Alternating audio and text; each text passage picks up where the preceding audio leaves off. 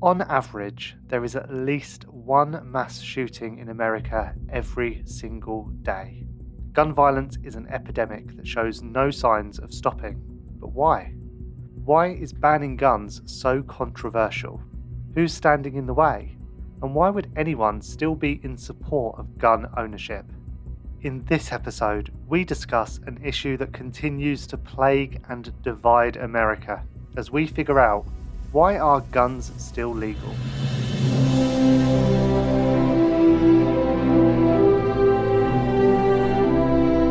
Welcome to America, a history podcast. I'm Liam Heffernan, and every week we answer a different question to understand the people, the places, and the events that make the USA what it is today.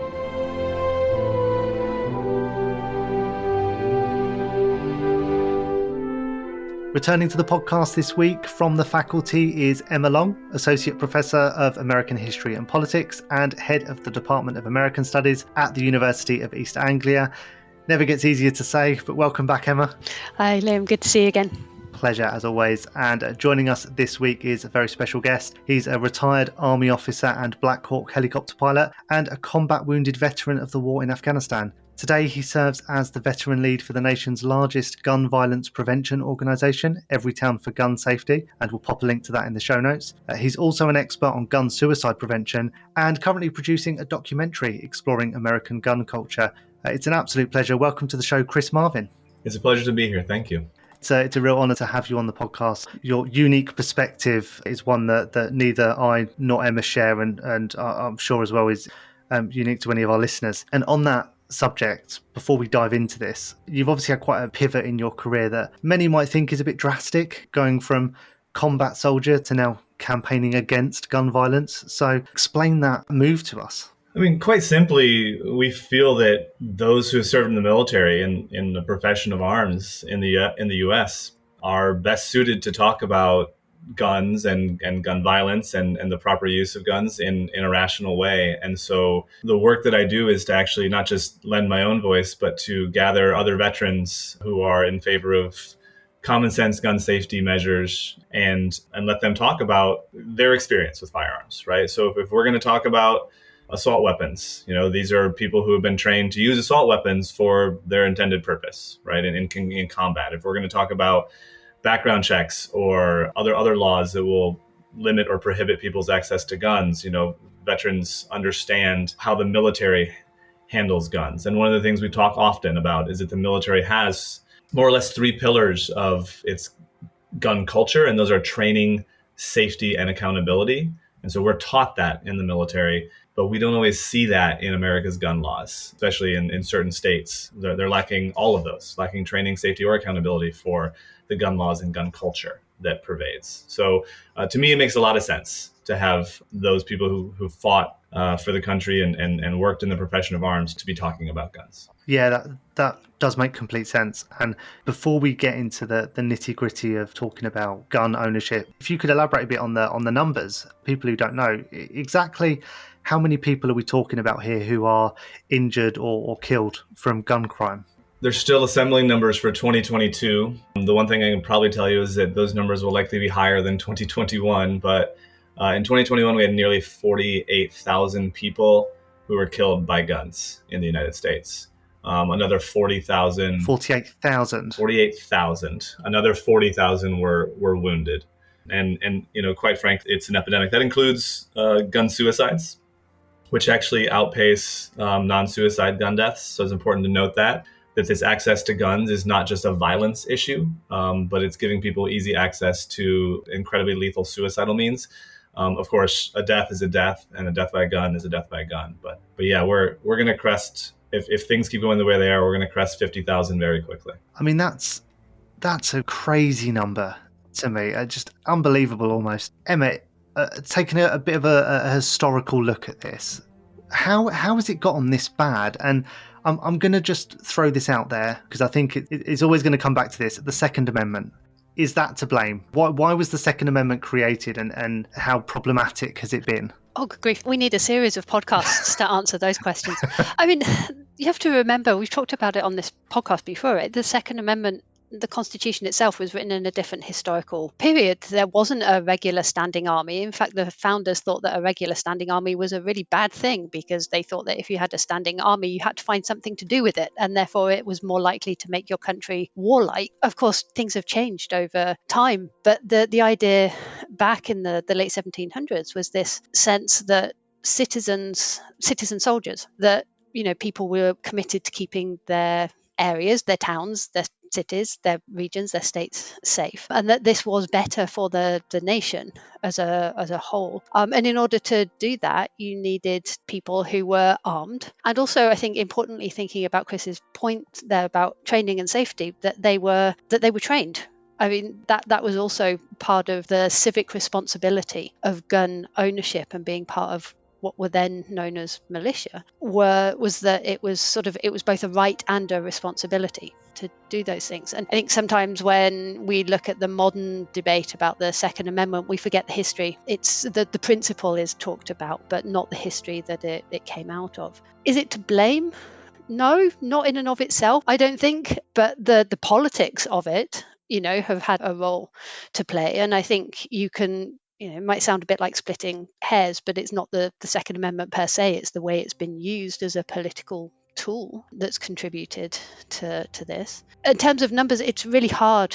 The US didn't have sort of a regular police force until the later part of the 19th century, and sort of record keeping and those kinds of things is quite hard to track down in this area. But we do know that discussions about gun control laws quite often begin at times where there either is or a sense of increased gun violence. So we see early gun laws around prohibition and the banning of alcohol, or the sale of alcohol, and sort of the era of the gangster era.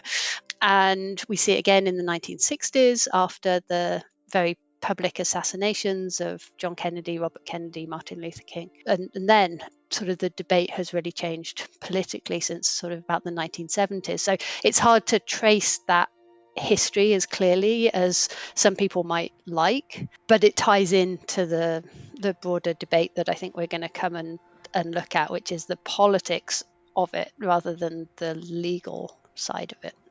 Yeah, and there's definitely something that we need to touch on later about sort of the morality of gun law reform versus the politics and arguably the money.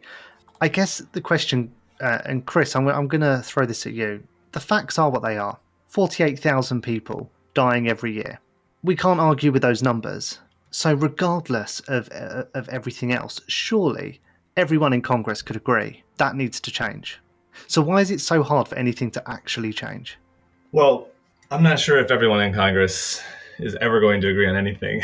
So they should agree. But in our lifetimes, in the last, since the early 1980s, the gun lobby has taken a different tact in the United States. And there was something at the NRA at a convention in the early 80s called the Cincinnati Revolt, where basically the gun manufacturers, people who represented gun manufacturers, took over leadership of the National Rifle Association, which previously was a sporting organization that taught gun safety and marksmanship. And ever since then, there's been like a slow buildup of, no, this is about gun sales, right? We want to sell more guns. We want to make more money. And it's just like any industry, right? And the US has seen it with big tobacco, it's seen it with big pharma. We can toss aside the death toll, the Americans who are dying from cigarettes or opioids and now guns, because we need to sell the product at any cost. And certain politicians have the gun lobby in their pocket, and they're going to vote, no matter what their constituents think, they're going to vote for those the political dollars that they're earning. And a great example is background checks on every gun sale in the US, right? So background checks right now are required if you purchase a gun from a federally licensed firearm dealer, but there's a loophole in our background check law that allows person-to-person sales to be purchased without a background check. That means effectively that at a gun show, you can, or from a neighbor or an uncle, you can buy a gun without having to go through the background check. But that law was made in the infancy of the internet, and it applies now to the internet. So it means online, I can do a person-to-person sale, which how connected the internet makes us. So it means basically anybody can buy a gun without a background check, and if the state itself doesn't provide an additional background check law to layer on top of the federal law. But 95% of Americans think that we should have background checks on all gun sales at the federal level. More than half of Congress won't support that. So to me, that's a fundamental failure of representative democracy. Like, these people are elected by their constituents, and in every single district and state that they come from, their constituents in the majority believe that we should have this law about guns. It would be paramount in starting to quell the surge of gun violence. But they won't vote for it because they have special interests from the gun lobby funding their campaigns, and they want to get elected next time. So that and now it's become a platform of the conservative right, and the Republican Party is being pro-gun, pro-Second Amendment, and we can go on and on about that. But that's really what it is. It's divided along party lines at this point.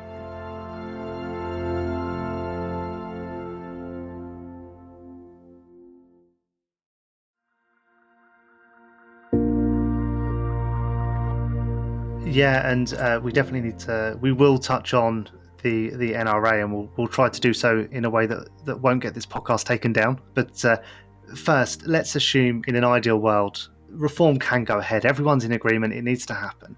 Emma, what's that legal process look like? I mean, no different from any other law if you've got some degree of agreement, right? One side introduces it, you have a debate, people vote on it, and hopefully, you in the situation that you set out, people support it and it goes and gets signed. What's complicated in the American system is that quite often when we talk about gun laws from outside of the United States, we're thinking about federal gun laws, right? About gun laws that cover the entire country. And there have been some of those in the past. And I mean, Joe Biden signed one just last year, although opinion polls suggest that there's some skepticism about how much of an impact that it might have. But it's important that there was at least something, with some of the controls that they had. So you can follow that process and see how that happened. But you also have to remember that in a federal system like the United States, most gun laws are not federal, they're state. They're passed at state level. And I think this is potentially part of the problem, Chris, that you're dealing with, because you're having to have those debates at 50 times at 50 different state levels, with some states that are perhaps more open than others to that. And so if you are a citizen traveling across the United States, you encounter different gun laws as you travel across the United States, and the different politics of the different states means you've got different debates going on in different places.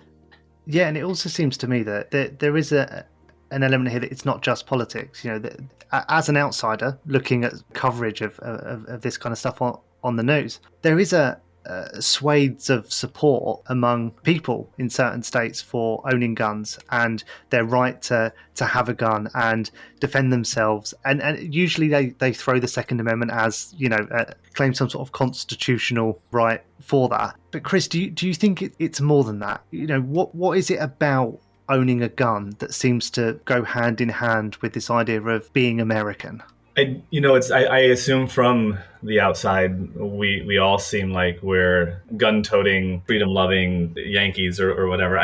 This debate is very, very split. There are people who like to beat their chest and that with the American flag T-shirt on and carry around their guns, and there's just as many, probably more, and really, I should say this, there's a lot of gun owners in the United States who own guns for the right reasons, for hunting, for sport, because they collect guns, because they were in the military or law enforcement, and they enjoy shooting, and maybe they know how to protect their household or their family if it came to that. But and we have a lot of people who are gun owners who support strong gun safety laws, who say, if I buy a gun, I should go through a background check. I should store my gun safely in my house, separate from ammunition. I should know how to use the gun. And I would actually say that the majority of gun owners are like that. So what we're trying to think about now is, like, most Americans don't own guns, right? And then you have this smaller proportion that owns guns. Within that, the vast majority of them are safe and good, responsible gun owners. So then you have a really small fraction of people. We're talking about the last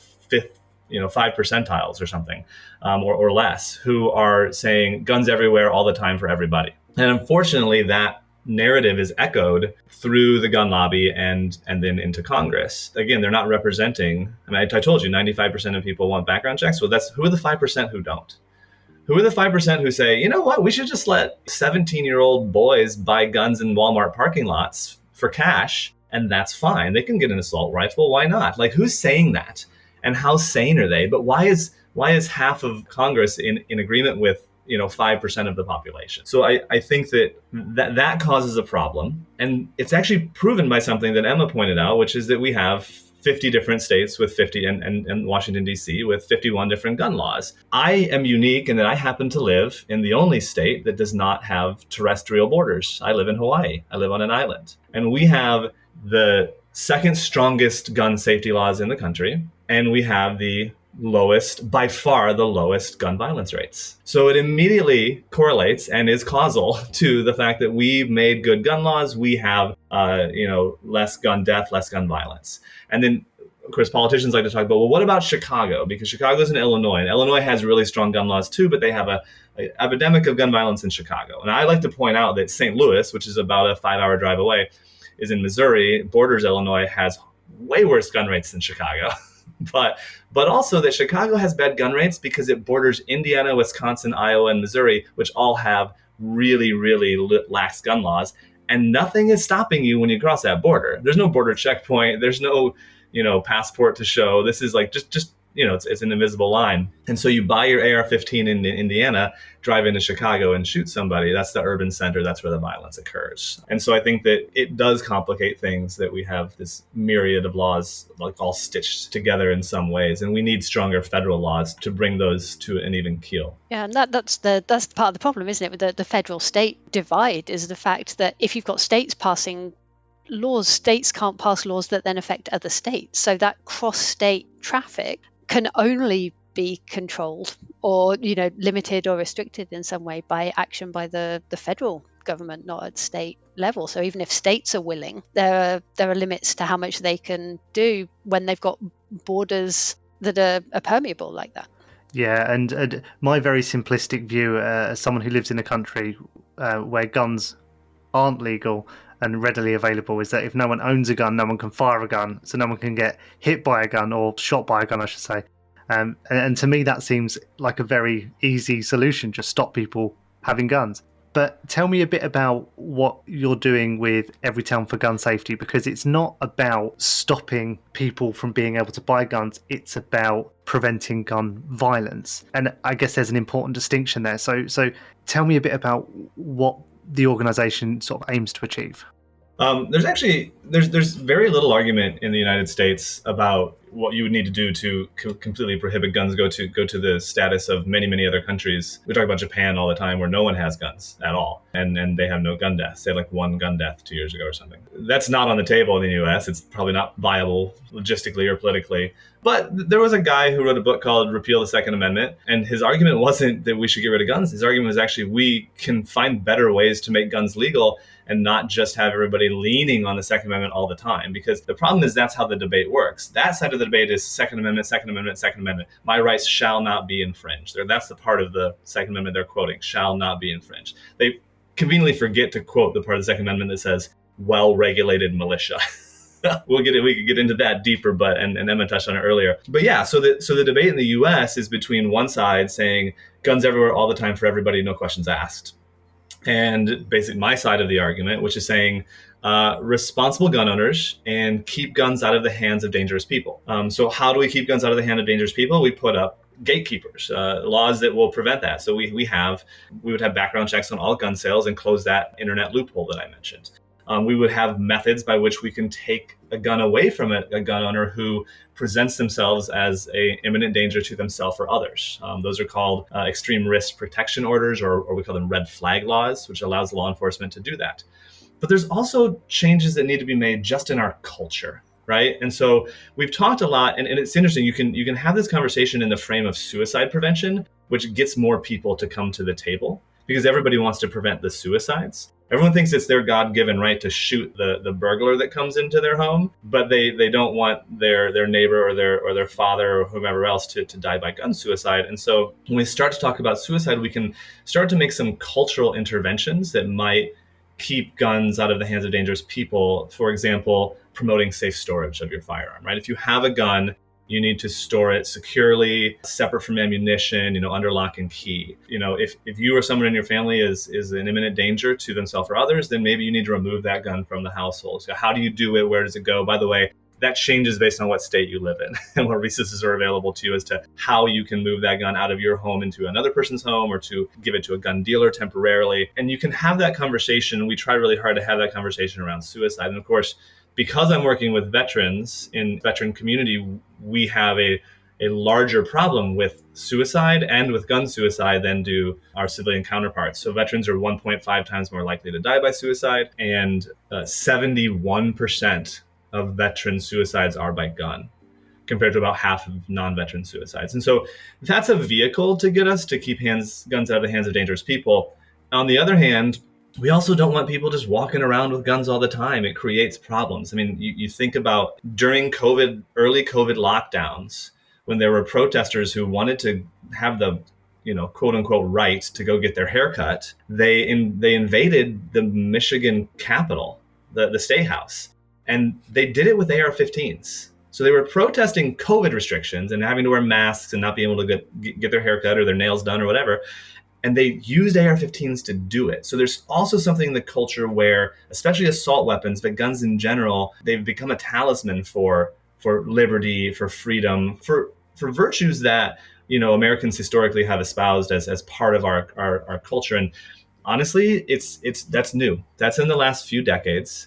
And, from a marketing standpoint, give all credit to the gun lobby for getting them to say that AR-15 stand for freedom, because I'm not sure I understand how they got there, but they just started saying it, and people started listening and repeating. And that's where we are. It has really become cultural.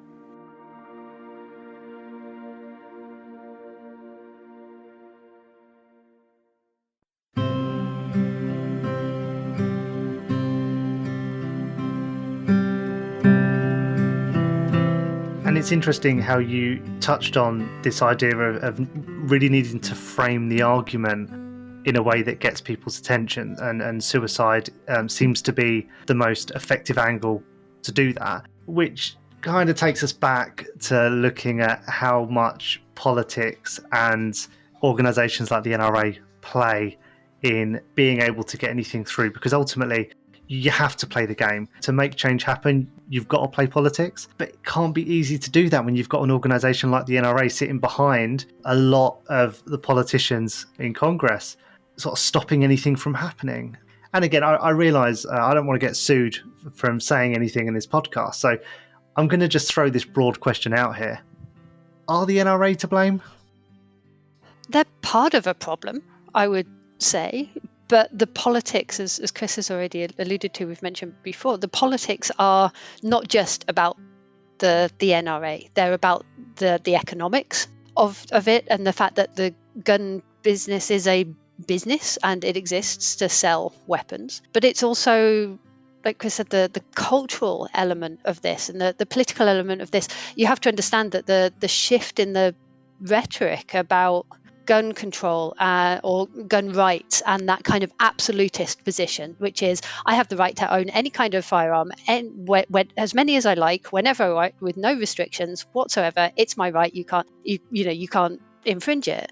That emerges with the rise of the conservative movement from the late 1970s onwards. The NRA is part of that, but it's part of a bigger movement that is looking at all kinds of rights, whether that's religious liberty or issues to do with abortion or the neoliberal economy. So it's hugely complicated, and that kind of that absolutist movement to protect those rights in that language kind of links into some of that broader politics, and you can't entirely separate those things out. So yes, the NRA is there. It's hugely powerful. It's had a huge amount of money, despite which has given it influence and its ability to shape elections through advertising or running against candidates that they don't like by supporting others, and so on and so forth. So yes, it's there, but I think we make a mistake in trying to understand the bigger context of this if we only look at the NRA. Because even if you take the NRA out of the equation, if that was ever possible, you've still got all the other issues that we're talking about here. And I'll add to that I think that, again, the NRA was the cloak for the gun manufacturers, which began at that same point in time in the late 70s, early 80s with with abortion, with the evangelical movement, with all these things that sort of became the core of the conservative movement. And then today you actually see the cloak has been taken off. One of the big wins that the gun violence prevention movement had was defanging the NRA from a political standpoint, because it became a badge of honor to have an F rating from the NRA if you were running on one side of a ticket, right? And so it used to be, even if you were a Democrat or a liberal running for a seat in Congress, that you needed to have a good rating from the NRA. That's how powerful they were. They could influence both sides. However, that changed. And then you saw the NRA also make some mistakes on their own. They had some fiscal malfeasance and things, and they've lost a ton of donors. Also, all the mass shootings and the statements they put out around the mass shootings, though the NRA has actually, in the last just few years, their influence has waned. Now, there's other organizations. There's organizations that are right of the NRA. There's the National Sports Shooting Foundation, who is actually politically sort of taking up some of the oxygen that the NRA used to have. The point is that the gun manufacturers they're underneath, and they're still going to find a way. And so when you look at that, you need to look at what is their liability for these mass shootings. You saw the mass shooting in Newtown, Connecticut, which was 10 years ago. You're seeing lawsuits now being settled with the gun manufacturers around the way they marketed. And we're seeing more and more of that happening. Again, alluding to Big Pharma and Big Tobacco and the way that they really collapsed. You're seeing that start to happen to the gun industry. And surely then it all comes down to money, right? Because if politicians weren't relying on organizations profiting from gun ownership, bankrolling their re-election campaigns, there wouldn't be a vested interest in protecting the interests of those companies. And then we could be in a situation where then politicians, when you remove that financial interest, maybe they'll all agree that actually there's 48,000 people a year that don't need to die and they could do something about it. They're not, because it's economics, right? Like, how much is a life worth? That's a great question. I mean, that's a great question. At risk of taking an entire other branch of this conversation, that's the question that the United States has struggled with for its history, is how much is a life worth? And there are times in our history where, depending on the color of your skin, it was worth less. And I would actually make an argument that is another piece that underlines this entire gun argument. I mean, the Second Amendment was written by slaveholders. Many of the gun laws were created after the Civil War and the emancipation of slaves to try to capture runaway slaves or quell slave or former slave rebellions. In the 1960s and 70s, when the Black Panthers started to arm themselves, that's when California started instituting gun laws. So there's a history of racial undertones that we haven't even dove into that has a lot to do with the gun laws we have. And guns are mostly owned by white males in this country, not exclusively, but like percentage-wise. If you look at suicides, white male gun suicides are 50% of all gun deaths in this country, right? So 80% of all gun suicides are white males. White males are only 35% of our population. So they own the guns. They're using it when they become suicidal. They're using those guns. So race has a ton to do with this. We could do a whole other podcast on it, of course. But I think that's important when we talk about the value of a life, in that America has been confused for 250 years about what the value of a life is, depending on certain circumstances. And maybe that's what we need to get straight first before we move into that. The other ironic part too, by the way, let's not forget, there's a pro-life movement in the United States. These people who are against abortion, they're pro-death penalty and pro-gun. So I'm not even sure what that means semantically, right? I'll let the listeners go just chew on that one for a while. Wait, the same people who claim to be pro-life are also pro-gun and pro-death penalty. So that confuses me. It's always confused me. And I was raised Catholic and know that world pretty well. So yes. Yeah, I think your point about race, though, is important, right? Because you look on the other side of that, and homicide is the leading cause of death amongst young black men under the age of 45, right? According to the most recent statistics. And the vast majority of those homicides involve guns of some kind. So you've also got the disproportionate effect on communities of color from that side as well, which then gets caught up in the debates about what you do about guns, about gun ownership and so on. So yeah, I think it's a part of the debate that's there, but being debated in some circles and not others. Let me tag one thing onto Emma's statistic, because this is also very important. I've given you grim statistics about white male suicides. She's given you grim statistics about deaths amongst African Americans. Recently, guns became the leading cause of death in America for children and teenagers, period. More than cancer, more than car accidents. the leading cause of death for children in my country is guns. If that's not enough to show us that we have an immense problem, I honestly don't know what will be. So, do you ever think there will be significant gun law reform in the US? I am hopeful. I work on it every day.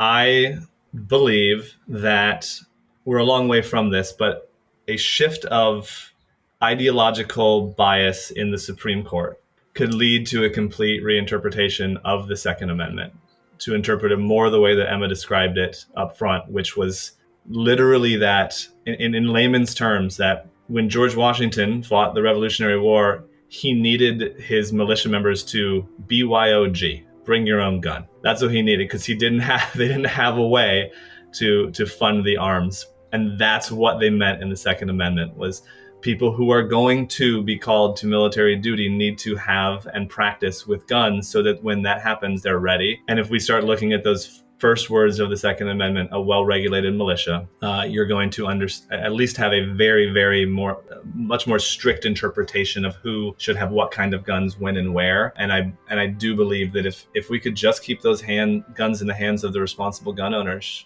we would see an order of magnitude decrease in the gun deaths in this country. But it's going to take major political shifts and major cultural shifts for us to get there.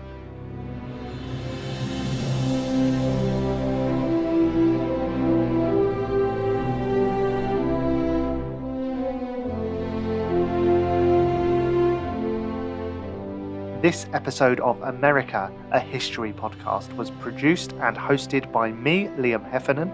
The editor was Alex James, and a special thanks to our guests, Emma Long and Chris Marvin. If you're interested in learning more, we've put some links in the show notes for you. And remember to follow and share this podcast wherever you're listening. On the next episode, I'm joined by Professor Chris Bigsby as we try and figure out what is the American dream.